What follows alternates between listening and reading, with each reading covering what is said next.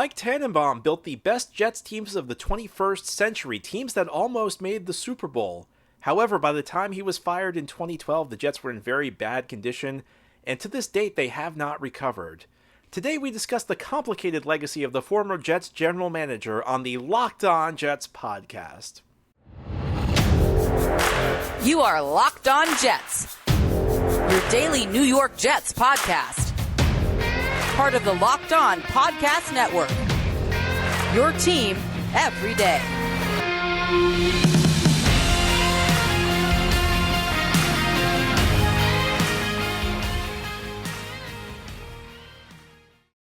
Welcome. This is the Locked On Jets podcast, part of the Locked On Podcast Network, your team every day. It's Thursday, June 30th, 2022, and I'm your host, John B. from GangGreenNation.com. I thank you for making the show your first listen or your first watch for free and available on all platforms. Big shout out to subscribers to this podcast. And to join that group, all you have to do is pound the subscribe button. You'll receive notifications as new episodes are posted. And if you're watching on YouTube, please give the episode a big thumbs up. Helps the channel out, and it helps other Jets fans find Locked On Jets. Today we're talking about Mike Tannenbaum. Yesterday we began a series looking at the past 5 Jets general managers. We discussed Terry Bradway. You can check that show out if you want to take a look back in the feed. Today we're moving on to Mike Tannenbaum, and I'm joined by my good friend McGregor Wells, who writes with me at GangGreenNation.com. We'll discuss Tannenbaum's complicated legacy. Mike Tannenbaum has a very complicated legacy. If you're a Jets fan under 50 years old, he's responsible for your greatest moments as of watching this team. And even if you're older than 50 years old, those are still some of the best moments you've had as a fan. Tannenbaum came to the Jets in 1997. He had worked under Bill Belichick in Cleveland. Bill Parcells was hired as Jets head coach in 1997. Belichick came as his defensive coordinator. And Belichick brought a number of guys who had worked under him in Cleveland, including Scott Pioli and Eric Mangini. Unlike Pioli and Mangini, though, when Belichick was hired by New England in 2000 as their head coach, Tannenbaum stayed with the Jets. In 2003, when Bill Parcells was hired as Cowboys head coach, he wanted to bring Tannenbaum to Dallas to be his general manager. Tannenbaum, however, stayed with the Jets. Tannenbaum's legacy was kind of great with the Jets prior to his elevation to general manager in 2006. In fact, he's the guy who is frequently credited for the Jets signing Curtis Martin in 1998. Martin was a restricted free agent, so the Patriots had the opportunity to match any offer the Jets made. Tannenbaum came up with this provision, which was something to the effect of, this contract is void after 1 year, but only if Curtis Martin is a member of the New England Patriots at that time. In fact, the league changed the rules. You're not allowed to do that anymore because of what Tannenbaum did. He came up with this brilliant provision that prevented New England from retaining Curtis Martin. And Martin, of course, went on to have a Hall of Fame career with the Jets. After the 2005 season, the Jets let Herman Edwards go to Kansas City. In fact, they got a draft pick in return for Herm Edwards. They hired Eric Mangini, and shortly after that, Tannenbaum was elevated to the general manager job. Terry Bradway, who had been the general manager, moved into a senior scouting role. And at the beginning of each of these shows, I try and tell you what the theory was behind the hire, why they thought it was going to be great. And I can tell you, in 2006, the theory behind Tannenbaum was they were pairing him with Mangini. They were both young guys. They were viewed as up and comers in the NFL. It was supposed to be the next great tandem, the next great general manager head coach tandem, next genius tandem, if you will. McGregor, where do we begin? Mike Tannenbaum, Jets GM, 2006. Yeah, I think one of the things they thought they had in Tannenbaum was a contract and cap expert, which they didn't have with Bradway. And so it was one of the problems with Bradway is he didn't have anything good going on outside of his talent evaluation. So they thought, keep Bradway on, have Tannenbaum come in with his expertise, keep them together, and maybe it works out really well. And actually, for quite a while it did. You hit the nail on the head with the legacy of Tannenbaum. He presided over really the best stretch of Jets football outside of the late 60s. He brought a tremendous amount of talent early on, but his downfall was his drafting. In the end, the draft was just terrible for him. And it began with one of the best drafts in Jets history in 2006, because with his first pick, they drafted Brickishaw Ferguson. And I have to admit, I really wanted either Matt Leinart or Vince Young. Like, I wanted a quarterback that year. Pennington was coming off a career-threatening injury. You did not know what you had in him. he went left tackle to Brickashaw Ferguson, ended up being 100% the right pick. Ferguson played 10 years. He missed one play, which was not due to injury. It was because the Jets ran a trick play at the end of a season. With the second first round pick, a pick they got for John Abraham, I think it was like a 3-team trade. Abraham went to Atlanta. The Jets ended up getting Denver's first round pick. They drafted Nick Mangold.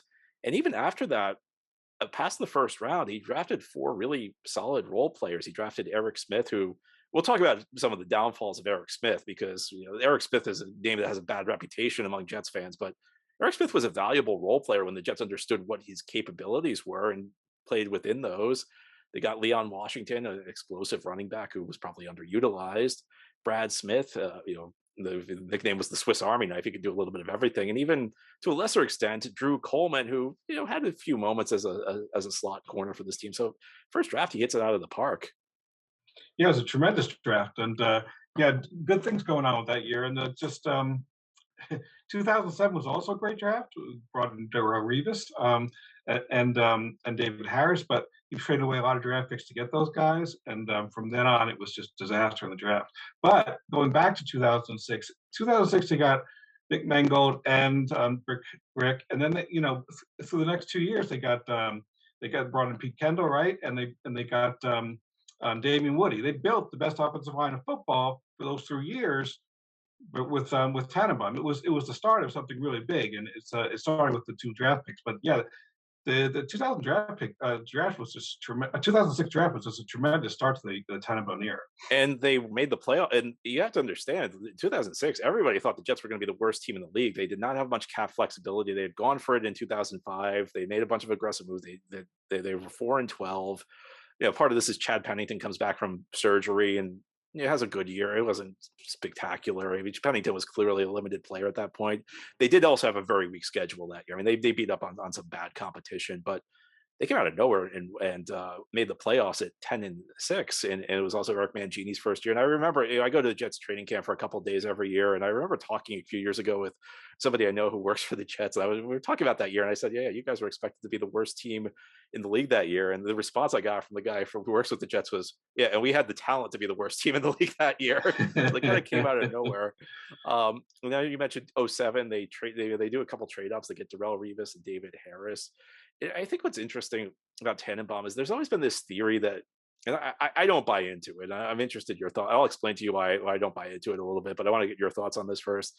There was this theory that he was, Mangini was kind of like the brains behind the operation, and that's why drafting went south once Mangini left. I don't buy into that theory. I have multiple reasons for that, but I'm interested in your thoughts on that. Yeah, I don't buy that at all. I mean, Mangini didn't have any success after he left the Jets. He was really rather poor after he left the Jets. And I just look. The bottom line is they had Bradway still there, right? Who was the former GM. They had Tannenbaum. These are the guys running the draft. Yes, you get input from the head coach, but the bottom line is the buck stops with the GM. And I don't think it was Mangini making these picks. I think it was Tannenbaum and his staff. The other point I make is, and we're going a little now, we're moving to 2008. If you want to say the drafting was all Mangini, well, Mangini was the coach when they drafted Vernon Golston. Nobody with that theory ever mentions that. Yeah, the whole 2008 draft was a disaster. It was terrible. It was ugly, and I feel like Tannenbaum had this success with these early moves, and I feel like he almost took the wrong lessons from them, because if you look at like a lot of the theory behind his moves, if you look at some of the stylistic things he did, it wasn't that different from later in his tenure. It's just the results weren't there. We mentioned the trade ups in 2007. It worked great. They got Darrelle Revis and David Harris, 2 guys who were great Jets. And you can do that once in a while. You can have a 3-man draft. I think Chancey Stuckey was the other pick who they ended up trading for Braylon Edwards down the line. You could have a 3-man draft class once in a while, but nobody's a good enough talent evaluator to constantly have great drafts when you're only thinking 3 or 4 picks. And I'll even go a step further. You look at the 2008 offseason, they were very aggressive in free agency. And they made a lot of great signings. As you mentioned, I mean, they got Alan Faneca. They got Damian Wood. Damian Wood is a really interesting player. If you ever follow the trajectory of his career, is the real guy from the offensive line who moved from the outside in. He began his career at center, then moved to guard, then tackle. Calvin Pace was a good signing that year.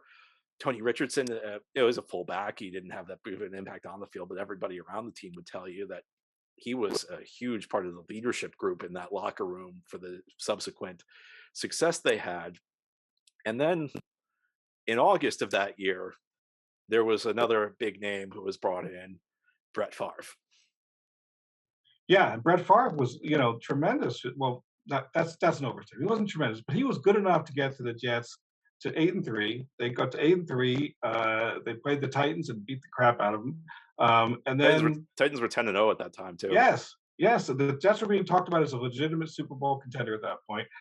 And then Favre got hurt his shoulder and refused to come out of the lineup, and the rest is history. They ended the season 1-4, and it was they didn't make the playoffs, but it was unfortunate. I have a different take, because I think that there is this revisionist history about, and this is more about Mangini than it is Tannenbaum, but like I think there's this huge revisionist history about the 2008 season that Mangini was on his way and then Favre got hurt and everything was ruined.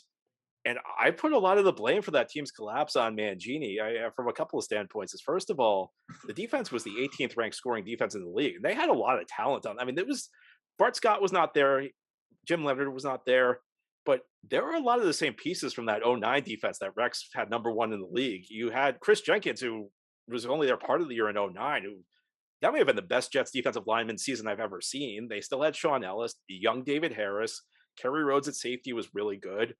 Rivas, it's not like Rivas went from being this ordinary guy in 08 to being the best corner in the league in 09. Rivas was really good. And Mangini just did not get enough out of them. I thought he made bad coordinator hires. And I mean, here's the thing with Favre. I think there are two things with Favre I want to bring up. The first is that you imagine he was not awful. He was I would say he was good in the early part of the season.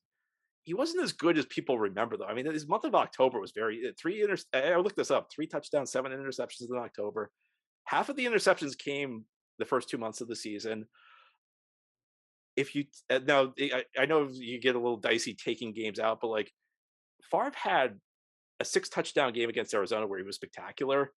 Outside of that pre-injury, his touchdown to interception ratio was about 1-1. So it wasn't quite as good as people remember. But the other point I want to make is this is more anti-Mangini than it is Tannenbaum.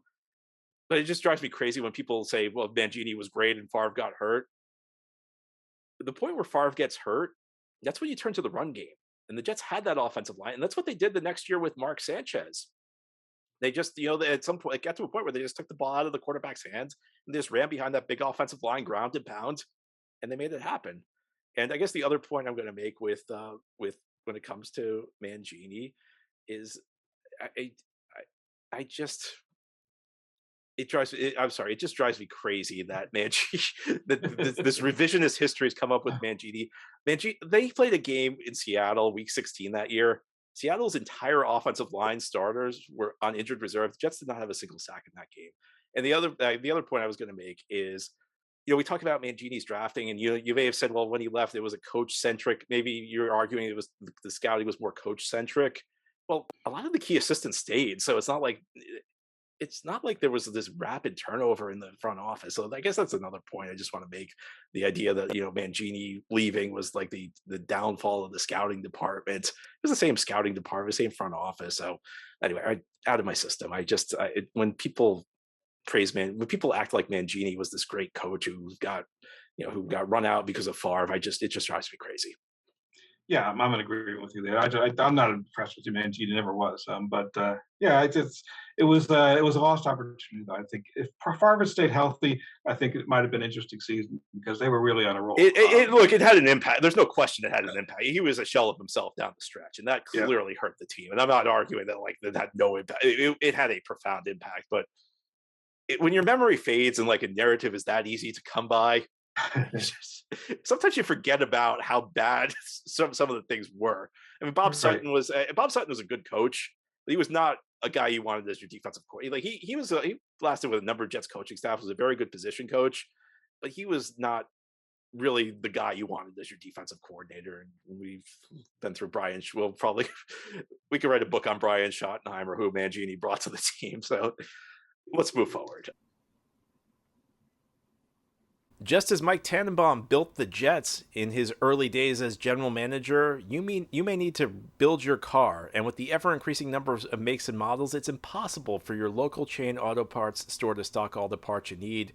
You have to endure pointless questioning, and you have to wait because the person behind the counter is ordering parts on their computer, but they're choosing the only brand their warehouse happens to carry.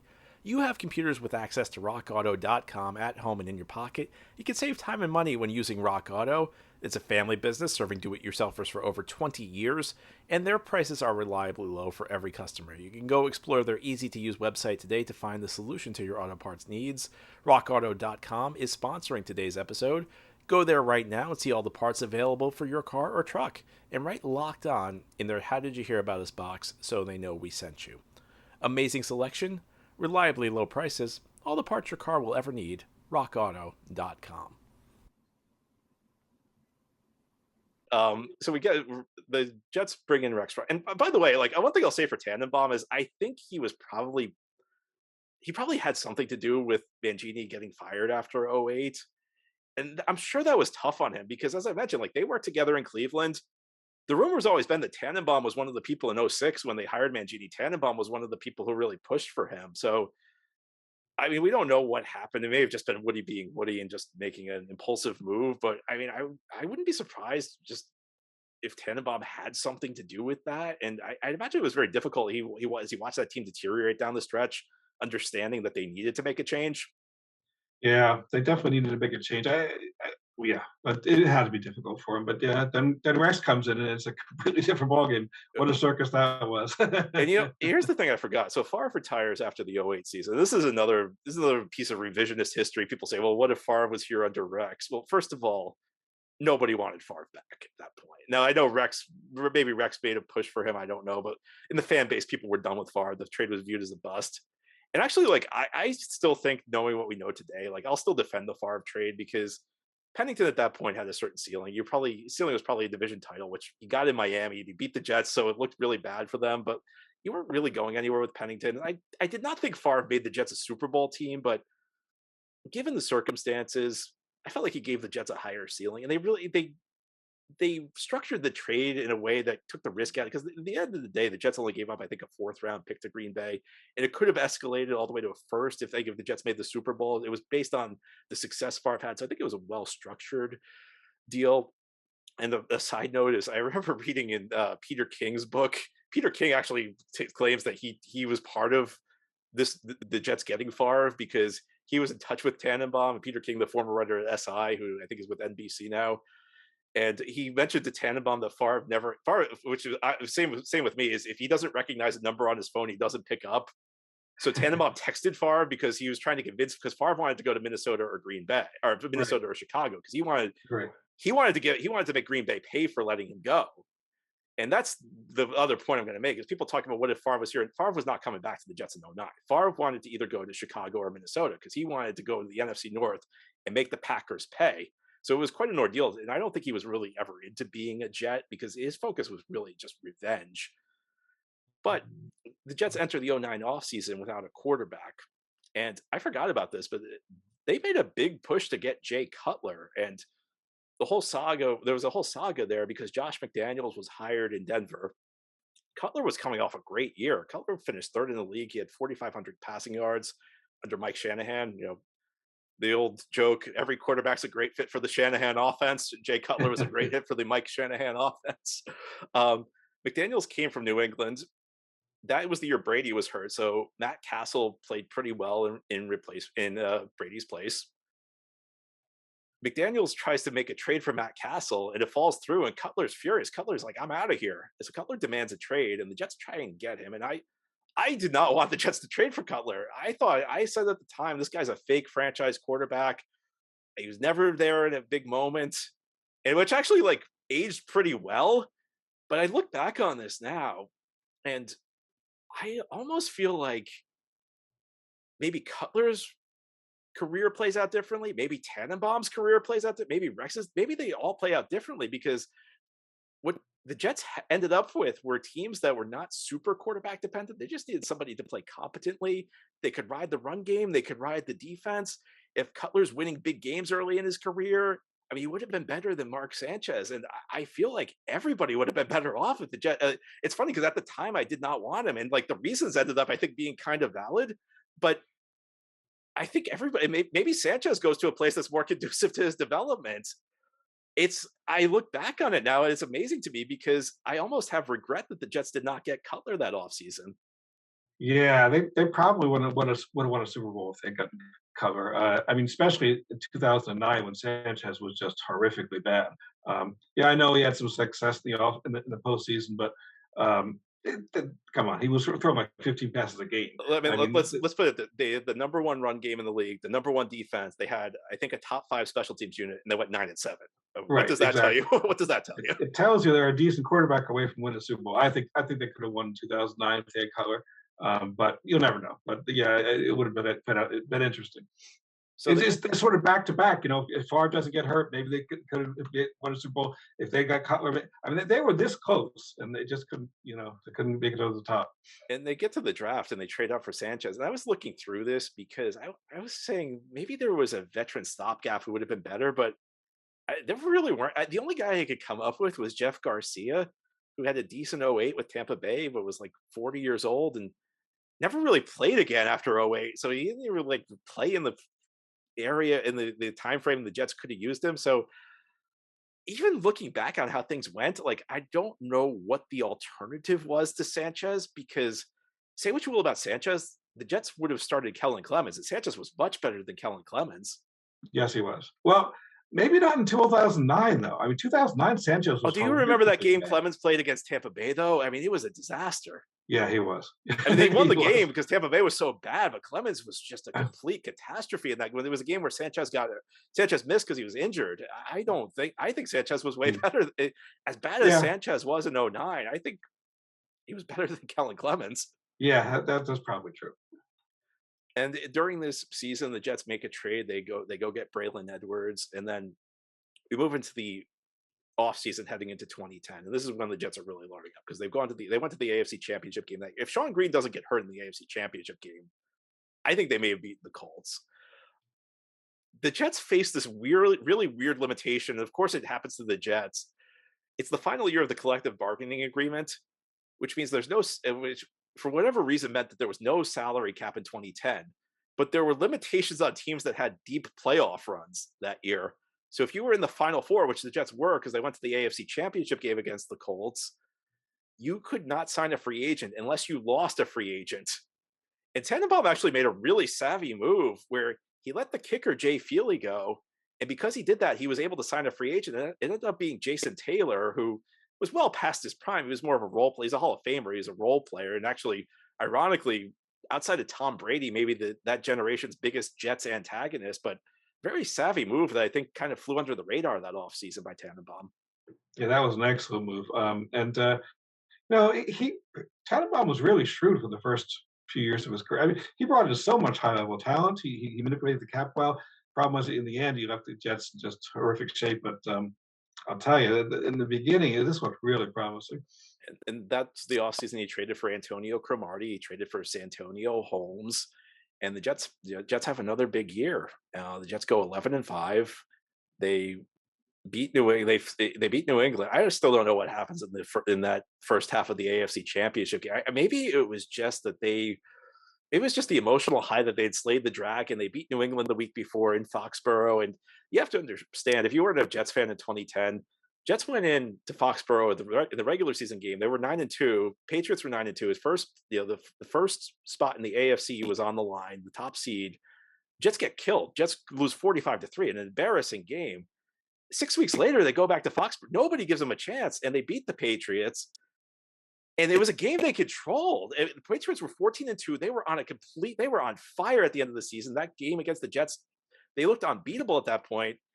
And it was a game the Jets were in complete control of, really from the first quarter beyond. And every time it felt like New England was making a move, the Jets answered.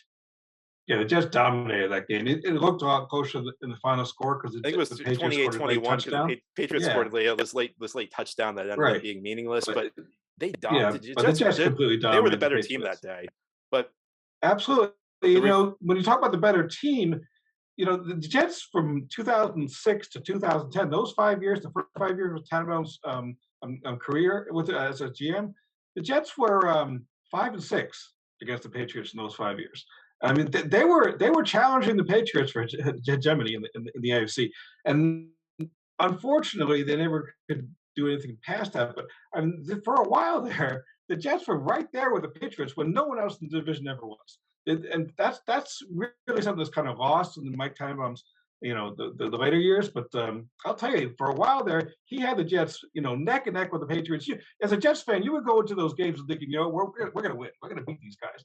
How long has it been since we thought that? A very long time.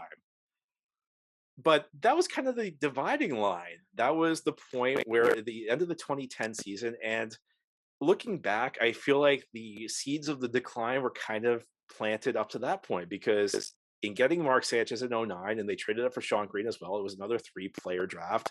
2010, they made a lot of trades, a 4-player draft class. We get to the 2011 offseason, which happens late because the NFL has a lockout. So the free agency period actually happens in July and August, and it's right at the beginning of training camp. And the training camp began with like a lot of the key free agents on signs. And this is really where I think it all began to go downhill for the Jets. And there are lots of different reasons. I think one of the reasons it went downhill, which was something they did not plan for, Tannenbaum was very aggressive restructuring deals so he could be active in free agency every year. And if you restructure a deal, essentially what it means for in most cases is you're reducing a player's cap hit this year, but you're guaranteeing him more money next down the line. And that means the player's going to be much tougher to cut down the road. And this all works out fine if the cap keeps going up. But the Jets kind of got hit by a bad surprise in the 2011 collective bargaining agreement, because at least at the beginning, the cap went down, which in some ways kind of limited their flexibility. So I think that was a factor. Another factor that came into play, we'll get to this in a bit, but if you're restructuring guys, and again, you're guaranteeing them more money down the line, that's fine if they keep playing well. Jets had some guys who kind of got old very fast.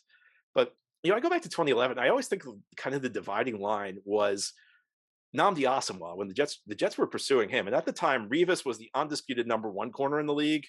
And just as Revis was the undisputed number 1 corner, Nnamdi was the undisputed number 2 corner in the league.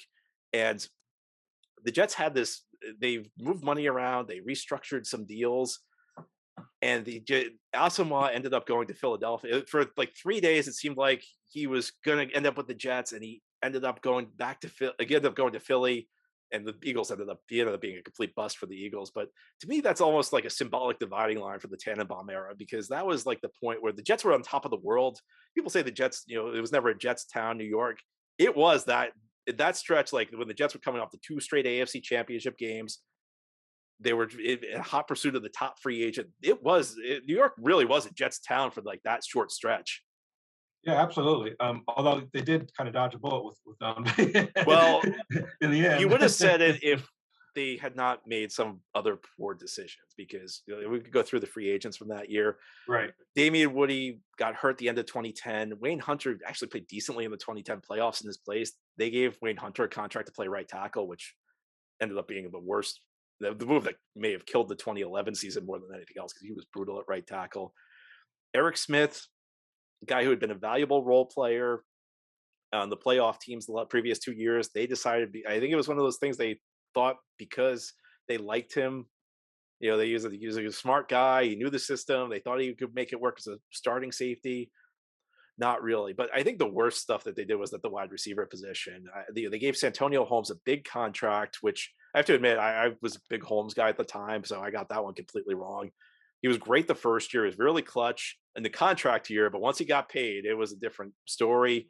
He ended up really being a negative influence on that team that year. He actually got thrown out of the huddle. It was a big meltdown the last game of the year in Miami when they got eliminated from playoff contention officially. They brought in Plaxico Burress, who had not played since 2008. He was out of prison. He was just out of prison, hadn't played in close to 3 calendar years. And the one that really was just looking back on, what were they thinking? They brought in Derek Mason, who was like 37, had a horrible attitude. They essentially had to kick him off the team after like 5 weeks. Right. He lasted less than half the season, and he was gone. That was a terrible move. this was a horrible offseason the Jets had in 2011. It's Yeah, it unbelievable was how as bad bad as this it was looking gets. back. Yeah, as bad as it gets, and it never got any better after that. And I That was the beauty at the end. and I go back to this. This is like where I feel like Tannenbaum learned all the wrong lessons because they had brought in guys who were viewed as kind of risks, to varying degrees for different reasons. Holmes was viewed as a risk when they brought him in. Braylon Edwards, who was really good for them for a year and three quarters, was viewed as a risk. Cromartie was viewed as a risk. And they made it work. And I feel like Tannenbaum and Rex, they kind of made it feel, they kind of got it in their heads that they could make it work with anybody. And that's where you bring in Plaxico Burress, even though he hasn't played in 3 years. That's where you bring in Derek Mason. It's even why I think to a certain extent they thought they could somehow have Eric Smith be a start. And Eric Smith, it was like a meltdown a week with Eric Smith at safety. He was the worst Jets on. If Wayne Hunter was the worst Jet on offense that year, Eric Smith was the worst Jet on defense. Yeah, it was brutal watching Eric Smith. He just wasn't suited for that role. But and then you had the Mark Sanchez meltdown at the end of the year with losing the last three games. They were still in playoff position. They were 8-5. They were there to go, and it just ended See, terribly. this is another one of those things. So, like, I think like there's this perception that the Jets were like on the gearing up. They were going to make another run, and they had that Giants game Christmas Eve, and Victor Cruz destroyed. I never bought that team. I thought that team was 5-5. They were 5-3, and they had a game against New England for first place in the AFC East. They got killed, and the game was actually very tight at halftime, and the Patriots came out and crushed them in the second half. A couple days later was the infamous Tebow game where Tebow had the scramble against the Jets, and yeah, everybody always complains that their team gets screwed over by the scheduler. That may have been the most legitimate case I've ever, because I've never seen a team. I don't think I've ever seen another case where the team had to play Sunday night and then got the Thursday game. Like, you play Sunday afternoon, you don't get, and then they had to fly like all the way out to Denver, play at altitude. The defense was just exhausted by the end, and that could have saved us a lot more heartache the next year, I guess.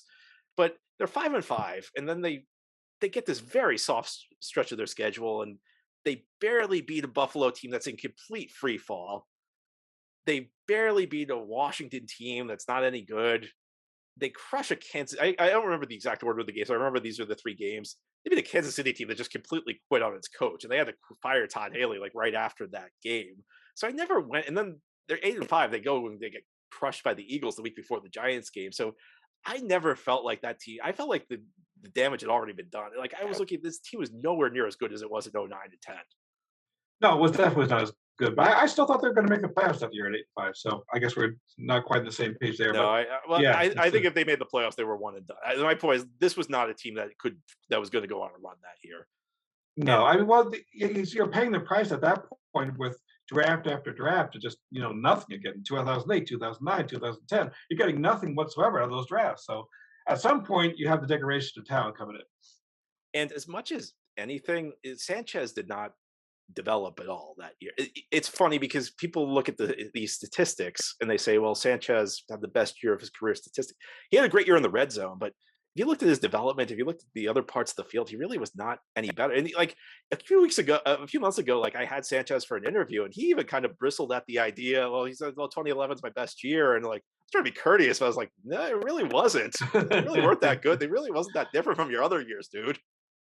Yeah, really wasn't. He didn't really develop at all. He developed in his second year. He was much better in his second year than he was in his first year. And after that, that was it. There was no more development with Mark Sanchez. He was what he was. He just wasn't good enough. And we get past the 2011 season, and the locker room melts down. I talked about Holmes getting kicked out of the huddle in Miami the last week. It was clear, and Sanchez, for his part, really did not take on a leadership role. He did not take any of the steps they wanted him to take. So we enter this 2012 offseason, and it's a really critical offseason for the Jets. And it's one of the most confounding off seasons I've ever seen because Sanchez, as you mentioned, just collapsed down the stretch. So they needed to bring in, they get rid of Brian Schottenheimer, which they initially did not. I mean, they had this press conference. It was the most, I don't think I've ever been so angry at the Jets. I don't think all the years I've written about the Jets, I have ever been as scathing as I was after they had the press conference at the end of the 2011 season when they initially announced Schottenheimer was coming back.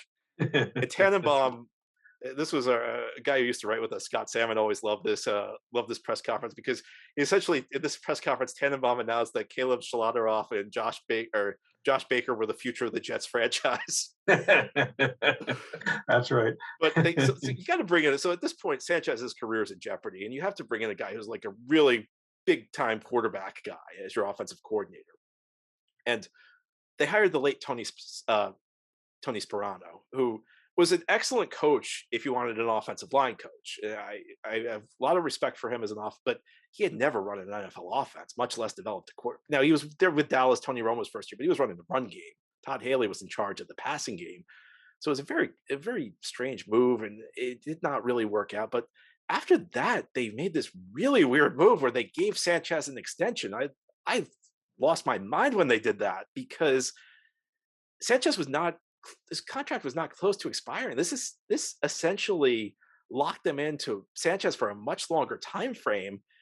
And the thing was, even if Sanchez had a great 2012 season, they could have given him this exact same contract after the season because they were paying him like a top quarterback. Yeah, that was insane. That combined with bringing in Tebow was like, Oh, I don't know what we were going to get there. what you're doing. What are you doing? I don't understand it. I don't understand the strategy. I feel like Tebow, like part of me feels that it was maybe Woody trying to win the back pages because Mangini's talked about how Favre was kind of forced on him by Woody. Tannenbaum said they wanted to replace Brad Smith, who they lost. It seems like the coaching staff never bought into Tebow because to their credit, I thought this was going to be a big problem because on top of everything else you're dealing with Sanchez, you're bringing in like one of the most popular players in the sport. You really felt like a recipe to undermine Sanchez. And to the coaching staff's credit, they said Sanchez is our guy, and they really stuck with Sanchez through thick and thin. I was really critical. I got to a point where I said, "You can't stick with Sanchez." They did not believe in Tebow in the least. They didn't know what to do with Tebow. I mean, they brought him in. They didn't know what to do with him. They didn't do anything with. I mean, that was the most puzzling move I've seen in a while for the Jets. That was I don't know what they were doing. Earlier, McGregor and I talked about the best Jets playoff win of the 21st century. It was a game where they were in New England, big underdogs, just weeks after getting blown out 45-3 by the Patriots, but they found a way. And if you laid money down on that game, you probably made a decent amount of money. BetOnline is your number one source for all of your sports betting needs and sports info. So for this year's games when the Jets play, hopefully some of them will be in the playoffs, you can go there. And you can also find all of the latest developments, league reviews, and news. BetOnline is your continued source for all of your sports wagering information, including live betting, esports, and scores. And BetOnline remains the best spot for all of your scores, podcasts, and news this season. BetOnline.net is the fastest and easiest way to check out all of your favorite sports and events, including MMA, boxing, and golf, and also football futures. Just head to the website today or use your mobile device to learn more about the trends and the action. BetOnline, where the game starts. I think we can all agree that Tebow was the wrong move for that team at that time, though. I just have a tough time understanding what they were thinking when they made that move. Yeah, I don't know if it was a Tannenbaum's move. I wonder if it was Woody Johnson's move, but I have no idea. To me, clearly it was not a Rex move. I mean, he didn't seem to know what to do with Tebow. So it's hard to know how this happened in the first place, but it happened and it was a disaster. But in some ways, it's kind of emblematic, I think, of some of the mistakes Tannenbaum made. Because I see, looking back on it now with some hindsight, you see the mistakes, and one of them, as I mentioned earlier, is I think they got it in their heads because they made it work with all those other guys. We could just make it work with anybody. We'll bring him in. It'll be fine. I think another mistake, and you alluded to this a little bit earlier, another mistake that they clearly made was there was never any big picture thinking. There was never any thinking about tomorrow. They were constantly restructuring deals. Bart Scott got restructured. Calvin Pace got restructured. They got old really fast. And it ties in with the other issue is that they kept trading draft picks. Now, in my opinion, if they're not the worst team at managing the cap, they've been one of the worst. It's the New Orleans Saints in recent years. But the reason they've been able to stay competitive, first of all, is Drew Brees. But second of all, is because they've had this influx of young talent because they've drafted as well as any team in the league. And drafting well makes up for a lot of mistakes. Even if you run your cap poorly, if you draft really well, you can make it happen. But Tannenbaum kept trading away all the draft picks. So one way to avoid a team that's in one way to avoid losing when you're in a team that's got a bunch of guys getting old and you're in cap trouble is you bring in young, cheap talent through the draft. And Tannenbaum just gave away all the picks. So even when they were winning in 09 and 10, these 3-4 man draft classes, I think really came back to bite them. No, huge problem. Part of it, I think, is Tannenbaum was hurt by the introduction of the rookie wage scale, and that those draft picks became a whole lot more valuable from 2011 on, and it just didn't happen. And he also wasn't able to really trade draft picks the way he used to trade back draft picks for premium talent, because teams now value those draft picks much more highly, and that sort of hurt the way he operated, I think. And he couldn't really adjust to the post 2011 schedule scheme, I think. And I'm sure I'm going to make people angry with me because this was like the duo that produced the greatest Jets teams of my lifetime. But in the long run, maybe not in the short run, but in the long run, I think he and Rex were a bad fit for each other, because Rex was the ultimate guy who never thought 2 steps ahead. I mean, there was a game in Miami, Rex's first year, where the Dolphins were like on the goal line about to win the game. They're about to go ahead in the fourth quarter. And Rex did not call a timeout to preserve time for his offense. And he said, well, I wasn't even thinking of that. I thought we were going to get the stop. And that was Rex's mentality. It's one of the reasons everybody loved Rex, is that mentality. But Rex was never a big picture thinker. Rex was never a guy who could think 2 steps ahead. And I think Rex needed somebody. I think Rex, in a different circumstance, maybe could have turned out better over the long. Again, short run was great, but over the long run, it really did not work out for Rex. I think Rex needed a GM to say no. And you look after that maybe after the 2010, definitely after the 2011 season, there was probably a point where the Jets just needed to say, you know what, we need to kind of have a reset year. We'll get our cap in order. Maybe we're not going to compete for the Super Bowl this year. It just was never going to, it just didn't fly with Tannenbaum. Tannenbaum, I think, just gave Rex whatever he wanted. Yeah, it would have been better. Rex was a uniquely undisciplined individual. It would have been nice to have discipline from above, but it didn't happen. But I blame Tannenbaum more because, I mean, at the end of the day, like, you always need kind of a balance. You need, every successful team kind of balances their short term and with the long run. And the guy who needs to look at the long run is the GM. The head coach has to look the day to day. He's the guy preparing for the next game. So unless you're Belichick, there really aren't many coaches who get the long run. Tannenbaum is a GM, and it makes me wonder whether he ever could last long in a place. He never felt like he was ever thinking past today. It never felt like he was thinking 2-3 years down the line. And it's frustrating because the Jets had this core that he drafted. They had DeBrickashaw Ferguson. They had a Super Bowl core. If they had filled in the right pieces around these guys, this window could have lasted maybe 5 to 7 years. Yeah, I think it was cut short, unfortunately. But I'll tell you what he did for those first 5 years of his he was one quarterback away from winning a Super Bowl. That's the key, is ultimately you can't recover. If Mark Sanchez turned out the way they thought Mark Sanchez was going to turn out, we're having a different discussion. It shows you how much missing on the quarterback damages the franchise. In some ways, you could say the Jets have never recovered from Mark Sanchez being a bust, because it led to the next mistake, which led to the next mistake, which led to the next mistake. It's really this existential thing for a franchise. Absolutely. And if Chad Pennington wasn't broken down, or if Brett Favre wasn't broken down, he was one quarterback away, one good full season away from, I think, a Super Bowl title, and he never got there. But if he had done that, if that had happened, that's a little bit of luck of the draw. If that had happened, I think would have viewed Mike Tannenbaum as very different. I think it was like, you know what, he put on a tremendous amount of talent and he won for us, but it didn't happen. It shows you just how thin the line is between success and failure. I think back to the Baltimore Ravens. Everybody remembers the 2000 Ravens, that dominant defense. What people forget is they had like a 6-year stretch where they wasted historic defenses because they could not figure out the quarterback position. And I'll take it one step further. In the 2007 draft, Ozzie Newsome tried to trade up for Brady Quinn. The next year they got Joe Flacco, and Flacco kind of stabilized the position and finally gave them what they needed. If they get Brady Quinn, they never take Joe Flacco. They don't win that second Super Bowl. Ozzie Newsome's probably remembered as the guy who screwed up a legendary defense, who only got one championship out of a legendary team. It can be. We don't like to think of this. We like to think that the guys who are going to succeed are always going to figure out a way, that luck has nothing to do with it. But maybe it was just one of these things at quarterback. That's the difference between us talking about Mike Tannenbaum and what could have been sense versus us talking about Mike Tannenbaum as a legendary GM. I really think so. I think if we had just had one really good, not even like a top of the league Tom Brady, no, just a good quarterback, I think we would have won one Super Bowl, maybe more, and it would have been a very different discussion we had here today. Well, we did our first show in this series about Terry Bradway, and one of the first comments in YouTube was that was a really depressing half hour. So the problem is I don't think we're going to get any better going forward, which This is it's as not good my as it favorite. gets. I'll tell you my favorite YouTube comment was the first day we were on YouTube when somebody left the comment, dude, I can't believe you're not 300 pounds. That's always what I figured. Wow. Why would they think that of you? I don't understand that one at all.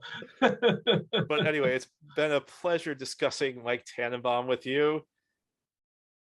These first couple Jets GMs, we at least have some good things to talk about. Our next topic is going to be the John Idzik era, and I feel like that YouTube comment about how things were depressing under Bradway, it's not going to get better. Best thing we could say about John Idzik is he wasn't Mike McCagnon. But that is a story for another day. It was nice chatting with you, my friend. You too. Always a pleasure. That's all for today's episode. This has been the Locked On Jets podcast, part of the Locked On Podcast Network. As always, if you enjoyed the show, hit that subscribe button. Big thumbs up if you're watching on YouTube. Good review if you're listening on a podcast source. Have a great Thursday, everybody. Can't wait for next time when we'll talk about John Idzik.